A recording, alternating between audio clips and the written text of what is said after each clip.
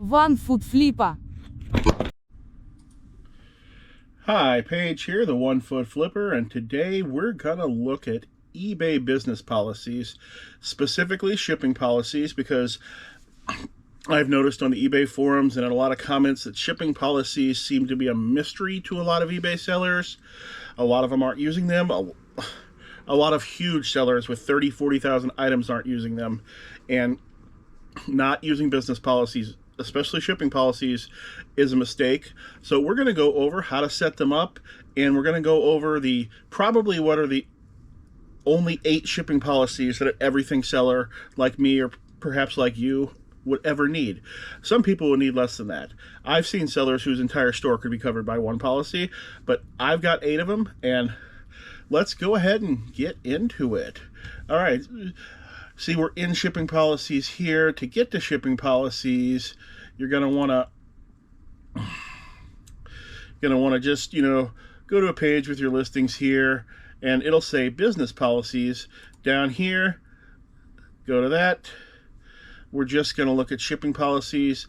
I've already got all mine set up, but we'll pretend like we're going to create one first, and then I'll go over all the ones I use. Let's create a shipping policy, and we're going to call this records. We're pretending we're creating a shipping policy for selling records. All right, now I want my records to always cost the same for all my buyers, regardless of where they are. I'm going to put as the only option here, media mail. And I'm going to put that at a flat rate of $5.99.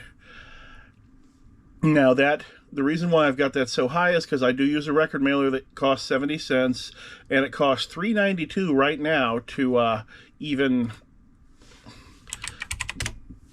send anything media mail. So 3.92 plus 0.70 means I'm at $4.62 starting off. And eBay is going to charge commission on that $5.99. So they're going to charge 13% or more if it's a book category. So they're going to charge 76 cents on that. So that suddenly means that 382 plus 70. I can't do math. 3.82 plus 0.70 plus 0.72 means that I still can't do math. But either way, it costs nearly $5.99 for you to send that out. So that's why I do that. And also, there's enough wiggle room in there that if the item weighs more than a pound, you're not too far off. Now, you could offer additional services. I do not recommend this in most cases because say like you wanted to let people get those, wanted to let people get that next day air, overnight shipping, $59.99. You could add that on there. You don't want to do that. I do not suggest offering any shipping choices whatsoever.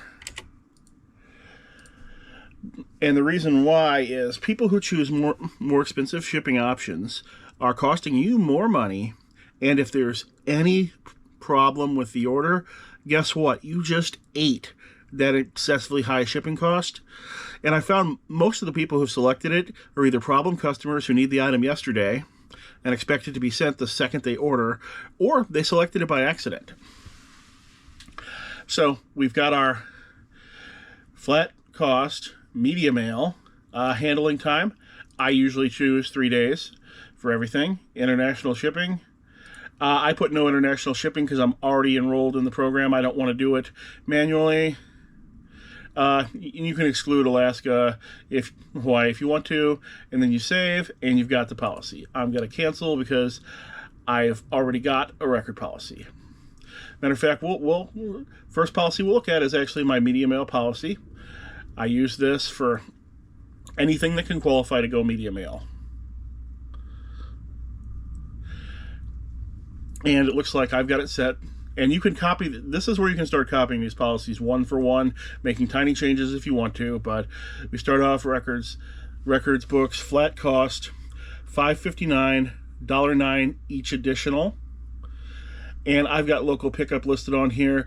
Local pickup I tend to add to, I tend to temporarily add it to a shipping policy when somebody asks for local pickup, and then I end up taking it off right afterwards, because most people who choose local pickup do it on accident, so you don't actually want it floating out there. So we're going to go ahead and remove that. And now combined shipping discounts. This is something that you're going to want to build into your policies, to some of your policies perhaps. I've got a flat shipping rule with the profile name media. Now to make that, you got to go to your shipping preferences. This is a little bit hard to find, and they've moved it over time, but the URL for it up here that I've got highlighted, ebay.com/ship/PRF, that continues to work. What you want to do is you go down here and you find flat shipping rule right here. You go to edit, and you want to make a profile. As you see, I've got 2 of them here already. They basically do the same thing. They're just for different shipping rules. And I've got my one called media. It's $1.09 for each additional item, and it's called media, and that is it. This other one that I call GANs is for things that are light, under 1 pound. It's called GANs because I originally made the rule simply for specifically for GANs products, and then it just kind of filtered out into all my things that are under 1 pound. So once you create that flat rule called media, $1.09 for each extra item, you can go ahead and add that in here. Apply my flat shipping rule with the profile name media. I set all my handling times at 3 days. No international shipping. I don't know why I've got Alaska and Hawaii knocked off on media mail. I should probably rethink that. And that is media mail. We'll probably break away and throw some sales in between some of these things. So, you know, if I suddenly change shirts and start talking about sales, don't get weirded out. Your next one you want to do is for items under 1 pound. I still call mine first class, even though it's not first class anymore. That's just what I named it.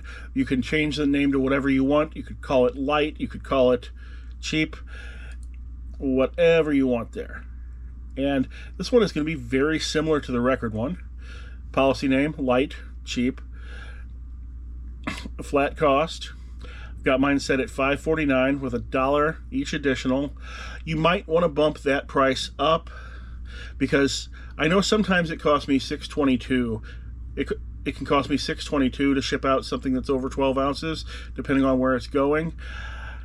It doesn't bother me all that much, but sometimes I do definitely charge less for the shipping on these lighter items than it actually costs.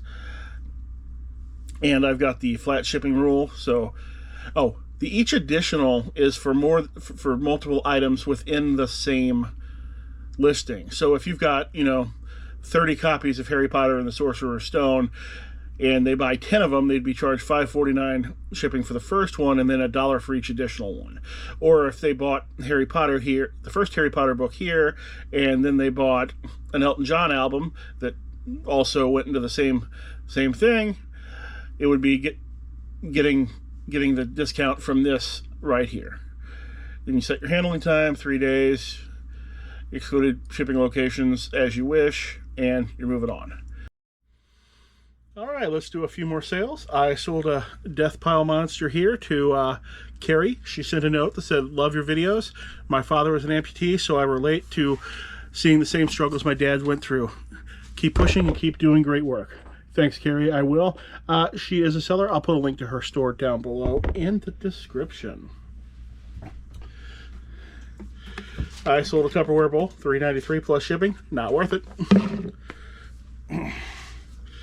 Sold this Pathfinder RPG book for $6.55. Pathfinder is kind of like the off-brand Dungeons and Dragons. It actually has basically the same rules and everything. There was a license that allowed it to do that. This sold for $6.55. I had this for a couple of years, probably because when I got this, the second edition Pathfinder rules were pretty new, and this is a first edition book, so price has been going down on it continually, so it survived a lot of markdowns. Sold 2 packs of Ultra Pro Liliana card sleeves to the same customer, $22.90 plus shipping.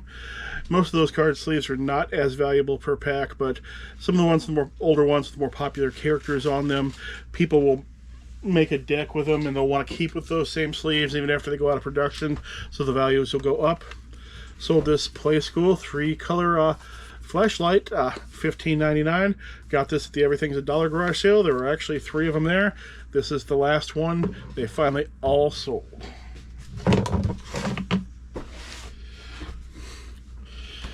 It's a train car, Bachmann Big Haulers Pacific stock car, $38. Nothing wrong with that sale, and those are not even that hard to ship either. So I love selling those. Sold Flames of War. These are cards that go to a World War II tabletop miniatures game. $11.99 for the set. Sold a couple of record albums. Genesis 3 Sides Live, $15.99, and Simon & Garfunkel's Greatest Hits, $5.96. All right, that's all the sales I got for now. Priority shipping. This one's going to look a little different. Now, I use priority shipping for everything that weighs more than 1 pound and less than 10, with some exceptions. At least I put it in as priority. When you go to ship, you can switch between expedited services. Just because it says priority does not mean you can't ship at UPS or FedEx. You are allowed to switch between expedited services if you wish. So I picked priority mail. I do not offer additional services.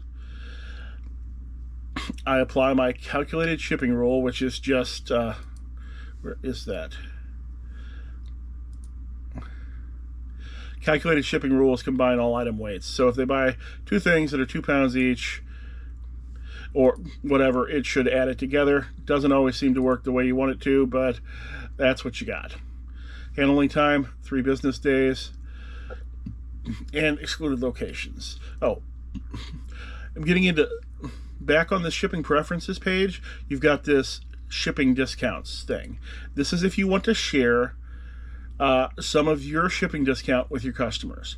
I do not do that because I absolutely do not want to ever make a mistake that causes me to lose a large amount of money on shipping an item.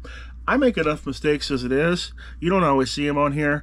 You know, some people show all their mistakes, and sometimes I'm just quiet about them. Like when I accidentally attach 63-cent trading card shipping to something that weighs 20 pounds, and then somebody in California buys it. I don't always talk about those sort of mistakes, but I do not share that.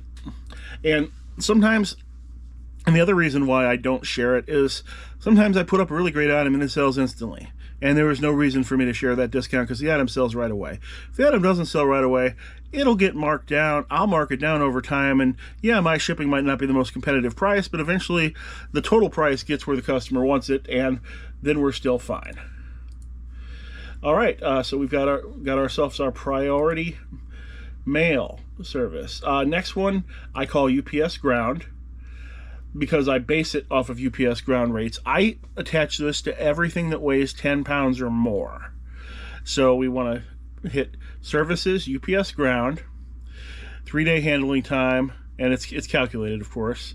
3-day handling time, everything else the same. You can add handling costs in if you want to. I don't have handling costs in on any of my listings because I don't share the shipping discount. So there's no reason for me to jack it up past that. Wouldn't make any sense. Unless you want to, then hey, go right ahead. I've got a padded flat rate envelope policy. I use that for certain things. I use that for comic book lots because those can't go media mail. I use that sometimes. I'm going to shovel 5 pounds of dice into a padded flat rate bag, and so I just have this be flat shipping cost $9.50 each additional because you can't stick the flat rates together. You can't tape them together and ship them any cheaper, and 3-day and everything else is the same. Now when somebody buys an item with this attached, I still might end up shipping it regular priority if it ends up being cheaper, in which case I won't be using that padded flat rate bag. I'll stick it in something else. It rarely used to pop up cheaper, but with the recent changes to priority prices, sometimes indeed my flat rate bag items will end up cheaper, normal priority. All right, let's do a few more sales. Sold this Day of the Octopus Marvel Superheroes. This came in the Marvel Superheroes box set RPG from 1985. This is just one thing that was in the box. $4. Iron and Steam. This is a Civil War war game. This used to be produced by hand and sold by the author at conventions. Later it got a better production, $10. And a vintage flying magazine, 1946. Should you own a plane or rent a plane? Put that in the comments below. Do you own your plane or do you rent it? Either way, this sold for $10. I believe I only paid 10 or 20 for the pile of 100 of them, so I'm doing fine on those. All right, one thing I forgot to go over is when you're making a listing and you're using business policy, sometimes you want to change that shipping price on what is otherwise a flat policy, such as my first class policy, which I should really just name the light items. What you want to do there is you go to the dots there, you put edit cost for this listing. Now say like you know this item weighs 14 ounces, so you could instead go ahead and bump that up to $6.99 instead.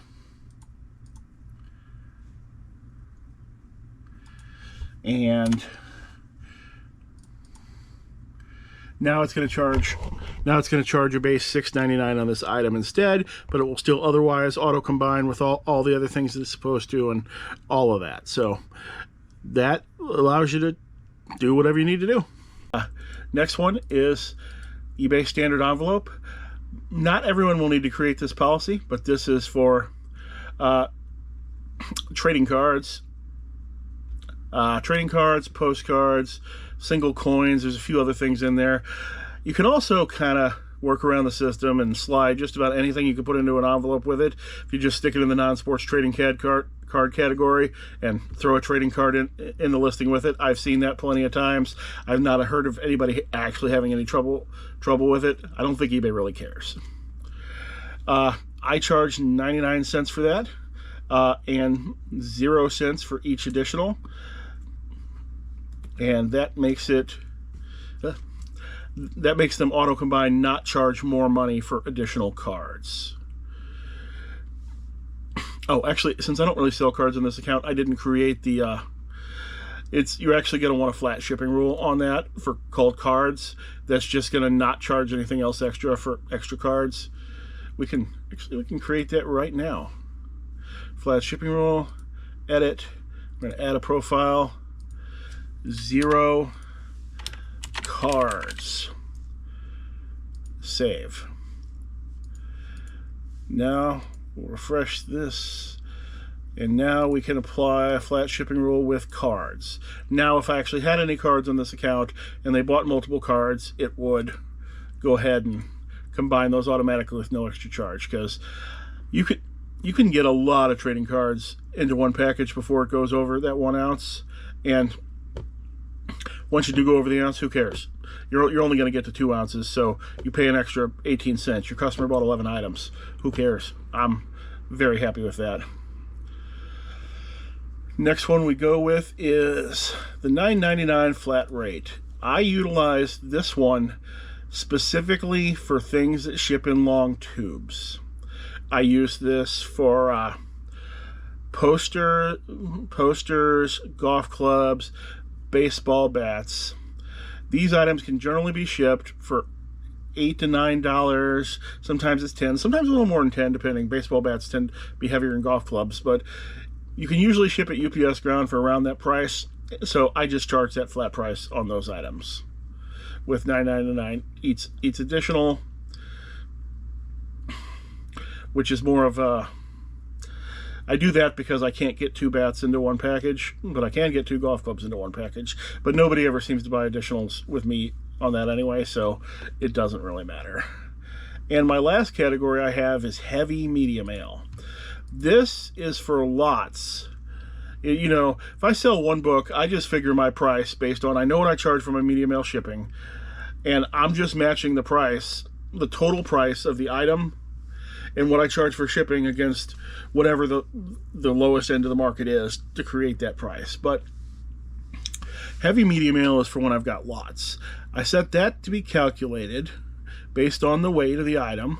So we've got calculated media mail, 3 business day handling times, and I put a handling cost into this one because these things are usually a pain to ship. I've usually got to find a box or put a bunch of extra packing material in it. I'm not making money on shipping on these heavy and medium mail items at all, so that's why I've got a handling cost in there. All right, I think that's 8 business policies that should be able to cover your entire business. Maybe you do something special, you'll put a 9th one in there somewhere. Maybe you don't need the trading card one, but overall, you could just copy this and it can handle your whole business. Now, if you've never had a business policy and you don't know how it works once you've made it, let's go ahead and act like we're going to make a listing. Let's sell similar to this lot of my daughter's old camp shirts. You know, we've got our listing up here. Yeah, we got our pictures. We got our thing. Got our custom SKU. We'll do another video about custom SKUs later. All right, we go down to shipping. Once you've got your shipping policies turned on, you get to choose between your shipping policies. So I just pick the policy I want. I'll pick padded flat rate envelope because apparently it can stick in there. Or if it was a heavy item, you know, I might go priority. Maybe this weighs 6 pounds. Put it in there. Package dimensions are really usually not that important in calculated shipping unless the box is going to be bigger than 12 by 12 by 12. If it's going to be bigger than 1 cubic foot, then you're going to want to put your package dimensions in. Or you're going to want to put your package dimensions in if it's going to be longer than 22 inches and it's going to be going postal service. But most of the time you don't want to send anything longer than 22 inches through the postal service. You want to send it UPS where they don't upcharge you for that.